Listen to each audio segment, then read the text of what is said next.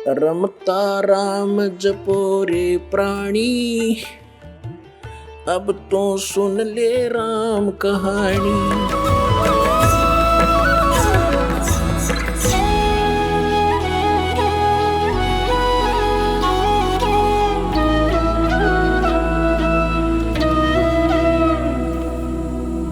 ये हमारे सतग्रंथ भी प्रमाणित करते हैं, क्योंकि जैसे पवित्र वेद है, ये गॉड गिवन स्पिरिचुअल नॉलेज है, परमात्मा का दिया हुआ अध्यात्म ज्ञान है। चारों वेद और पांचवा वेद नष्ट कर दिया गया यहाँ के स्वामी द्वारा। यहाँ का स्वामी कौन है? वो ब्रह्म है, जिसको ज्योत स्वरूपी निरंजन अर्थात काल भी कहते हैं। इसको ये डर बना रहता है कि कहीं मेरे अंतर्गत जितने भी ये प्राणी फंसे हुए हैं, इनको परमात्मा का वास्तविक ज्ञान ना हो जाए। यदि इनको वास्तविक ज्ञान हो गया और जो सुख में सथल है, सत्यलोक अविनाशी परमात्मा का जो शाश्वत स्थान है, जहाँ कोई दुख नहीं, वहाँ वृद्ध अवस्था और मृत्यु नहीं, इसको डर बना रहता है कि यदि इनको उस स्थान का पता लग गया तो यहाँ कोई नहीं रहेगा। जिस कारण से ये कुछ पुण्य आत्मा होती हैं, उनको यहाँ भेज देता है, उनको गुरु पद प्राप्त करवा देता है। फिर वो शास्त्र विरुद्ध साधना बता के पूरे मानव मात्र को भ्रमित कर देते हैं। उसके लिए परमात्मा आते हैं। जो पवित्र चारों वेद हैं, ये गॉड गिवन है। कबीर गॉड गिवन, कबीर परमात्मा के द्वारा दिया हुआ ज्ञान है। तो इस काल ने पांचवा वेद समाप्त कर दिया, जिसको सूक्ष्म वेद कहते हैं, जिसको तत्व ज्ञान कहते हैं। उसकी पूर्ति के लिए, उसके अभाव से जो हम यहाँ भटक रहे हैं, उसकी पूर्ति के लिए परमात्मा स्वयं आते हैं। परमात्मा को आज तक जितने भी ऋषि महर्षि, जितने भी धर्म ग्रंथ हैं, जितने भी ऋषि महर्षि हैं, उन्होंने निराकार बताया है कि उसका कोई आकार नहीं है। और जितने भी हमारे धर्म ग्रंथ हैं, उन्होंने परमात्मा को साकार बताया है, नर आकार बताया है, सशरीर बताया है, उसका नाम कबीर बताया है।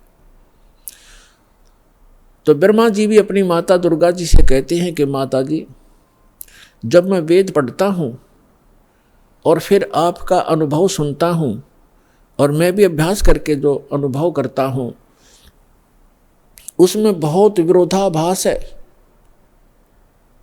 वो कुछ विपरीत ही ज्ञान है, और हमारा जो अनुभव है वो उसके विपरीत है। तो दुर्गा जी को भी सख्त हिदायत है इस काल भगवान की, क्योंकि ये इसकी पत्नी है ब्रह्म की। इसको सख्त हिदायत है कि वास्तविक जानकारी उस परमात्मा की कभी नहीं बताना। तो ये भी अपने पुत्रों को यथार्थ ज्ञान ना बता करके इसी की महिमा सुनाती है कि वो तो निराकार है, वो सामने आता नहीं, वो कभी दिखाई नहीं देता। और वेदों में परमात्मा को नर आकार लिखा है, सशरीर लिखा है, और ऊपर बैठा ऊपर के लोक में जैसे राजा विराजमान होता है, सिंहासन के ऊपर सिर पे मुकुट होता है, सिर पर मुकुट है परमात्मा के सफ़ेद कलर का, और ऊपर एक छत्र है मालिक के, बहुत चमक है उसमें। जैसे यहाँ झिलमिल झिलमिल होती है, ऐसे उस परमात्मा के मुकुट और छत्र के अंदर झिलमिल होती है। कभी उसका सुनहरी रंग बन जाता है, कभी वाइट बिल्कुल सफ़ेद कलर हो जाता है। तो इस प्रकार उस परमात्मा की स्थिति है, और वेद भी यही बताते हैं। तो वेद जो हैं, जो चार वेद हैं, ये परमात्मा की महिमा तो बताते हैं कि परमात्मा ऐसा है, उसका ये रूप है, वो कहाँ रहता है, वो क्या लीला करता है, लेकिन वो मिलता कैसे है, ये वर्णन इन चार वेदों में नहीं है। फिर इसके बिना ये वेद क्या है? फिर जैसे किसी ने बता दिया आपके अमुक रोग है, उसके ये लक्षण हैं, और औषधि है नहीं, तो खाक बताया, वो क्या फायदा हुआ उस रोग के बताने का। तो वेद जो है, वेद दोनों काम करता है, रोग भी बताता है, उसके लक्षण भी बताता है और अचूक औषधि भी रखता है, तो उससे लाभ होगा। ये दास है रामपाल दास इस विश्व में आज के दिन परमात्मा के कंप्लीट स्पिरिचुअल नॉलेज लेकर आया है, कबीर भगवान का दिया हुआ।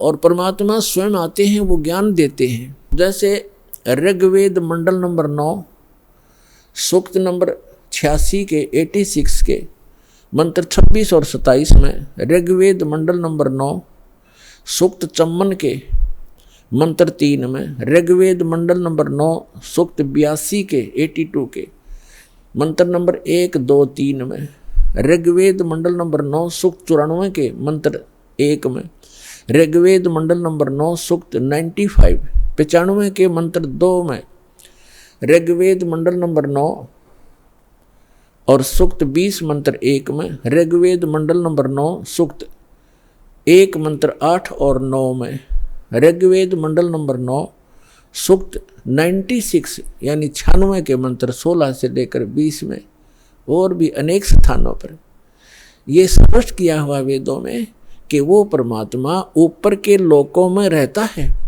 और वहाँ राजा के समान सिंहासन पर विराजमान है। देखने में राजा के तुल्य है, सुंदर शरीर है, नर आकार है, वहाँ से शरीर चल कर आता है और वो 3 प्रकार से लीला करता है। अपने सभी आत्माओं को यथार्थ ज्ञान देने के लिए, हमें यहाँ धारण पोषण करने के लिए, हमारी संभाल करने के लिए वो 3 प्रकार का शरीर अपना बनाता है। एक रूप में परमात्मा स्थायी रहते हैं। ऊपर के लोक में सबसे ऊपर के स्थान पर एक बहुत बड़ा गुम्बज है, मंदिर नुमा, और उसके सेंटर में परमात्मा का तख्त है। तख्त मीन सिंहासन। जैसे कहा करते ना, दिल्ली के तख्त पर बाबर बैठा इतने सन में, तख्त मीन सिंहासन पर। तो वो बीच में बैठे परमात्मा सिंहासन पर, और सिर पर छत्र है जैसे आप ऊपर देख रहे हैं, और सिर पे मुकुट है परमात्मा के, देखने में राजा के समान है परमात्मा। वहाँ से तो एक प्रकार वहाँ उस शरीर में है, और उन परमात्मा का नर आकार है, मनुष्य सदृश है वो। उनके एक रोम में, एक रोम कहते हैं बाल में, एक रोमकूप समझो, एक रोमकूप में करोड़ों सूर्य मिला दे और करोड़ चंद्रमा की रोशनी, दोनों मिला करके मिली जुली रोशनी भी एक रोम के बराबर नहीं है। शोभा है परमात्मा के शरीर की, इतनी शोभा है। और वही परमात्मा अपना अन्य रूप धारण करके 2 और स्थिति मेंटेन करता है। एक तो प्रत्येक युग में, सतयुग, त्रेता, द्वापर और कलयुग में, प्रत्येक युग में एक लीला करता है। ऊपर के अपने लोक से आता है, अन्य रूप धारण करता है। और एक कमल के फूल के ऊपर, कमल का फूल जल में होता है, कमल के फूल के ऊपर आकर के परमात्मा विराजमान हो जाते हैं नवजात शिशु के रूप में। और वहाँ से उनको निसंतान दंपति उठा ले जाते हैं, और धीरे धीरे परमात्मा एक लीला में शरीर से अपने लीला करते हुए बड़े होते हैं। एक जन साधारण जैसी भूमिका करते हैं, अपने हाथों से निर्वाह करके वक्त अनुसार, योग अनुसार, जैसे भी उस समय क्रियाएं होती हैं, अपना एक आम नागरिक की तरह, एक भक्त की तरह रहते हुए अपना जीवन व्यापन करते हैं, अपना निर्वाह करके दिखाते हैं। और फिर वो धीरे धीरे बालक रूप थोड़ा सा बड़े होते हैं, 5-4 वर्ष की आयु में ही बड़े बड़े विद्वानों को अध्यात्म ज्ञान में पराजित कर देते हैं, उनके छक्के छुड़ा देते हैं। फिर वो बड़े होकर के तत्वदर्शी संत कहलाते हैं, अपनी महिमा आप ही बताते हैं। अपनी महिमा को वो लोकोक्तियों के माध्यम से, दोहों के माध्यम से और शब्दावली के माध्यम से, यानी पद्य भाग में सुनाते हैं, जिस कारण से वे एक कवियों में से भी एक प्रसिद्ध कवि की पदवी प्राप्त करते हैं। लेकिन वो होते हैं परमात्मा। क्योंकि कवियों के ज्ञान में, उस ज्ञान से पता चलता है कवि अपने स्तर की केवल एक पोइम बना सकते हैं, अध्यात्म ज्ञान नहीं बता सकते। और कबीर परमात्मा को कवि कहने लगे हम अज्ञानता से। उन्होंने जो ज्ञान दिया है वो 4 वेद, 18 पुराण, 6 शास्त्र, महाभारत, श्रीमद् भगवद गीता, कुरान और पुराण बाइबल, इन सभी का एक मिला जुला ज्ञान है। जो उनके अंदर ज्ञान है वो तो ज्ञान इसमें है ही है, परमात्मा के द्वारा दिए ज्ञान में। जो उनके अंदर ज्ञान उपलब्ध नहीं है, जो भक्ति विधि नहीं है और वो तत्व ज्ञान नहीं, वो भी बता रखा है। तो वो परमात्मा थे, भले ही हम उनको कवि कहने लगे। तो जिस प्रकार परमात्मा दूसरी प्रकार की जो स्थिति है, प्रत्येक युग में एक बालक रूप धारण करते हैं, धीरे धीरे बड़े होते हैं। तो उस समय जब वो बालक रूप में प्रकट होते हैं, ये भी एक उन भगवान के पहचानने के लक्षण हैं कि वो बचपन में किसी माँ का दूध नहीं पीते, कंवारी गायों का दूध पीते हैं। तो कंवारी गायों के दूध से उनके परवरिश की लीला होती है। ये वेद बताते हैं। ऋग्वेद मंडल नंबर 9 सूक्त नंबर 1 मंत्र 8 और 9 में ये दोनों प्रमाण हैं। 3 प्रकार की शरीर परमात्मा धारण करते हैं और नवजात शिशु रूप में जब प्रकट होते हैं उस समय उनकी परवरिश की लीला कंवारी गायों से होती है। और परमात्मा कबीर जी ने 600 वर्ष पहले जब वो आए थे, ये लीला की थी, उन्होंने यही लीला की थी। 25 दिन के हो गए थे, कुछ आहार किया नहीं, माता पिता चिंतित हो गए। तब भगवान शिव आए शिवपुरी से, कबीर परमात्मा के आदेश से, क्योंकि यहाँ के जैसे एक प्रांत के मंत्री होते हैं, तो जैसे प्रधानमंत्री यहाँ आएगा तो उसकी व्यवस्था यहाँ के मुख्यमंत्री और मिनिस्टर वही करवाते हैं, आगे खड़े हो जाते हैं। तो इस प्रकार ये यहाँ के मंत्री हैं। श्री ब्रह्मा जी रजोगुण विभाग के, श्री विष्णु जी सतोगुण विभाग के और श्री शिव जी ये तमोगुण विभाग के।